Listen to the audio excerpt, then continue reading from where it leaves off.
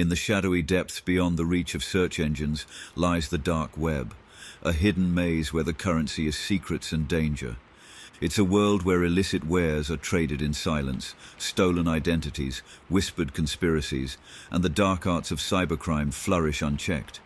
But this secretive online space also provides a safe haven for certain people whose truths can be shared without revealing who they are. Here, tales of horror and intrigue await, whispered from the web's darkest corners. Every story tonight will give you a peek into a mysterious and unseen place. Welcome to the dark web, where the tales are as real as they are chilling, and the veil between worlds grows thin. Story 1: Whispers in the Web. I've always had an insatiable curiosity, the kind that leads you down rabbit holes on the internet at 3 a.m., searching for truths hidden just beneath the surface. My fascination with the dark web was, in many ways, inevitable. I'd heard the stories, the warnings, the urban legends whispered on forums and in chat rooms. But it was one thing to hear about the dark web, and another to plunge into its depths myself. My journey began innocently enough, armed with layers of security and an alias that felt like a thin veil of protection. I navigated through marketplaces and forums, each click a step further away from the world I knew. That was when I found it, a site that promised an experience unlike any other, a chance to hear the secrets of the universe whispered directly into my mind. It was called the Echo Chamber.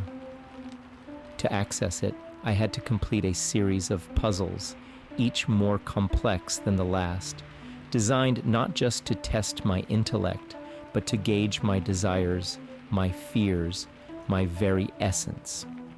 When I finally broke through, I was greeted by a screen that pulsed with a strange, hypnotic rhythm, a voice that seemed to come from everywhere and nowhere whispered, "Welcome, seeker. What is it you truly desire to know?" The question echoed in my mind as the screen before me began to shift, images and texts swirling into a narrative that felt eerily tailored to my deepest thoughts. I saw secrets of my past, shadows of the future, and truths about the universe I could barely comprehend. The more I watched, the more I felt a presence, as if the web itself was wrapping around me, whispering its secrets directly into my soul. Days passed, or maybe it was weeks. Time lost its meaning in the echo chamber. My world narrowed to the glow of the screen, the voice in the shadows, and the revelations that filled me with awe and horror in equal measure. I learned things no one was meant to know, saw things no one was meant to see. The final secret was the most terrifying of all. The voice, now as familiar to me as my own, whispered, "The greatest secret, the one you've sought from the start, is that there is no escape. You are part of the web now, and it is part of you. Welcome to eternity." I woke to the glare of the sun, my laptop dead beside me. The echo chamber was gone, as if it had never existed. But the voice remained, a whisper in my mind that never ceases, sharing secrets I dare not repeat. I sought knowledge on the dark web, and in return, it claimed a piece of me forever. I'm haunted by what I know, by the whispers that never quiet. My warning to you, reader, is simple. Be careful what you search for, because you might not only find it, it might also find you.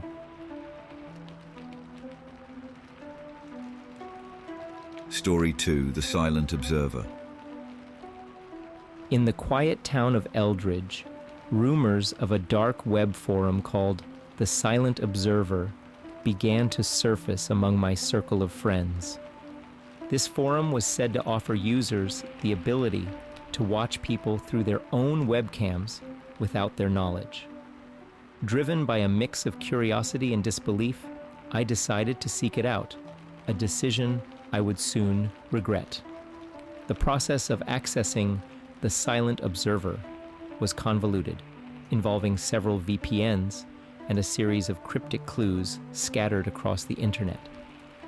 When I finally landed on the forum, it was eerily barren, save for a list of live feed links and a chat box that remained ominously silent. I clicked on a random link, which opened a live feed of an empty room. After a few moments of watching, I typed into the chat box, "Is anybody there?" No response came, but as I attempted to leave, a new message popped up. "You're now being watched."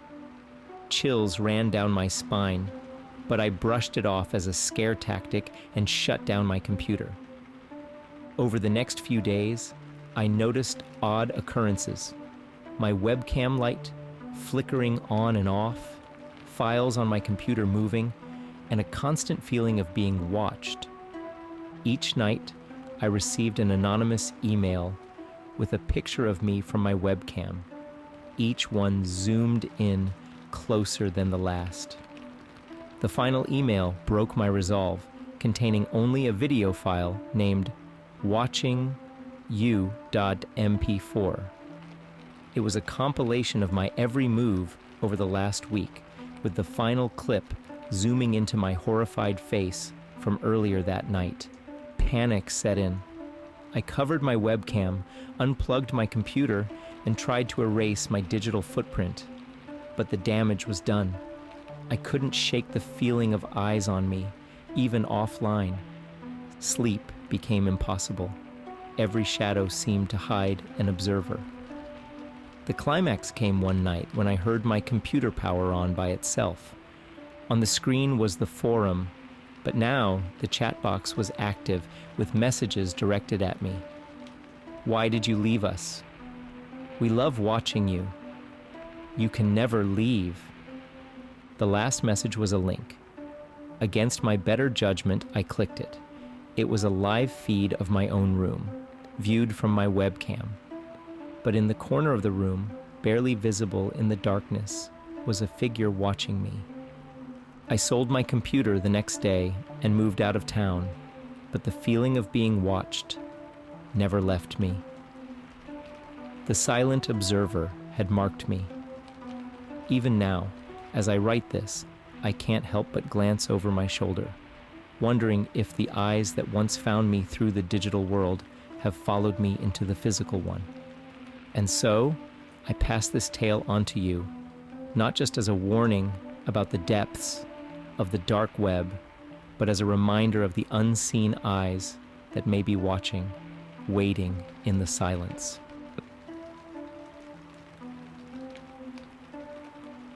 Story 3, The Last Session. The first time I stumbled upon the final cut, it seemed like a gift tailored for an aficionado of the macabre like myself. A hidden corner of the dark web dedicated to the lost and forbidden art of horror. It promised films that pushed the envelope, unseen by mainstream eyes, directed by names that would send shivers down the spine of any horror enthusiast. The entry fee was a piece of personal horror shared with the community. Mine? The night I was left alone at age 10 during a blackout, with nothing but the howling wind for company. It seemed innocent enough. The site welcomed me with open arms, a catalog of titles sprawling before my eyes, each promising an experience darker and more intense than the last. I dove headfirst into films that twisted the psyche, danced on the edge of terror, and blurred the lines between reality and nightmare. It was exhilarating at first.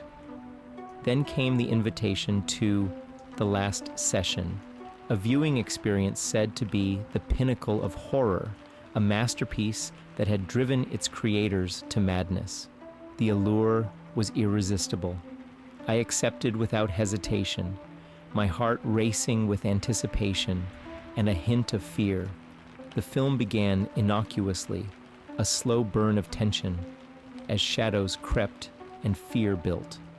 But as the scenes unfolded, a sick realization dawned upon me.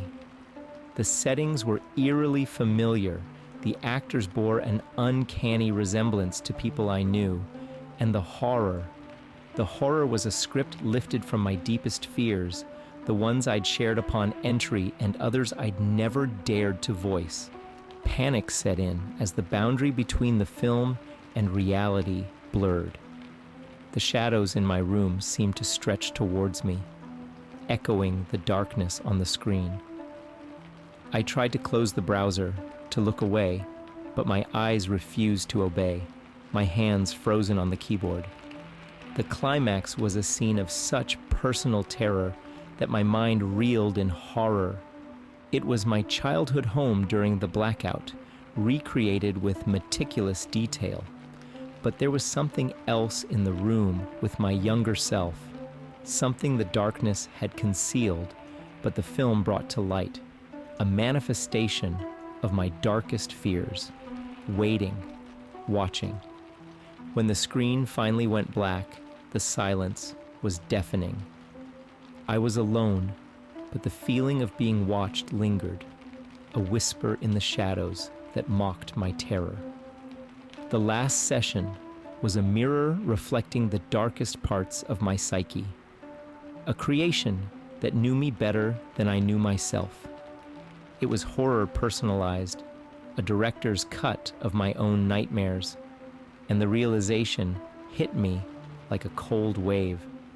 The film hadn't driven its creators to madness. It was the mirror itself that was maddening. I've tried to forget, to move on, but every shadow hints at movement. Every silence is filled with whispers.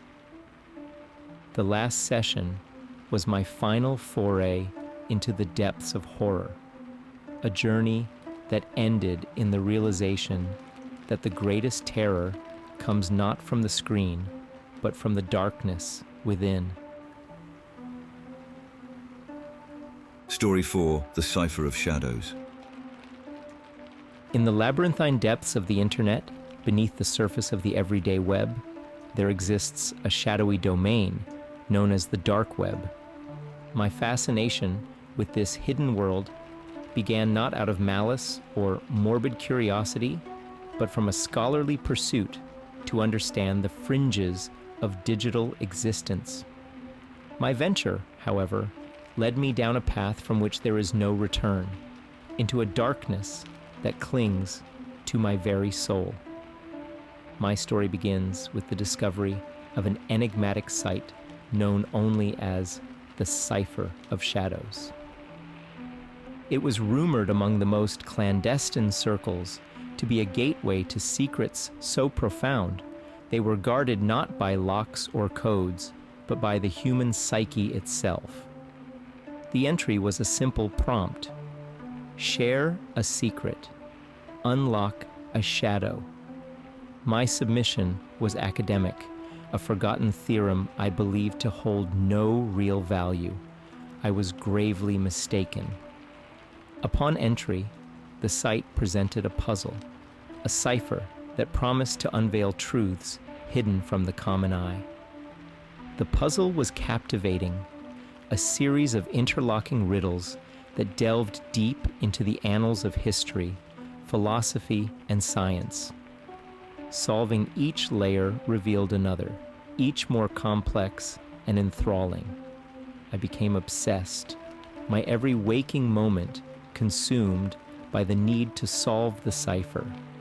After what felt like an eternity, I arrived at the heart of the Cipher of Shadows. What I found was not enlightenment, but a mirror reflecting a truth I had not been prepared to face. The site began to reveal secrets, not of the world, but of myself. Dark thoughts I had never acted upon, fears I had buried deep, desires I dared not admit even to myself, all laid bare before me, the realization dawned upon me that the cipher of shadows was not a collection of external mysteries, but an exploration into the darkest corners of one's own soul. The final riddle asked a question for which I had no answer. Can you accept the shadow you have unlocked? Before I could respond, my computer screen flickered and went dark. When it came back to life, the cipher of shadows was gone, replaced by a simple message. Thank you for sharing your shadow with us.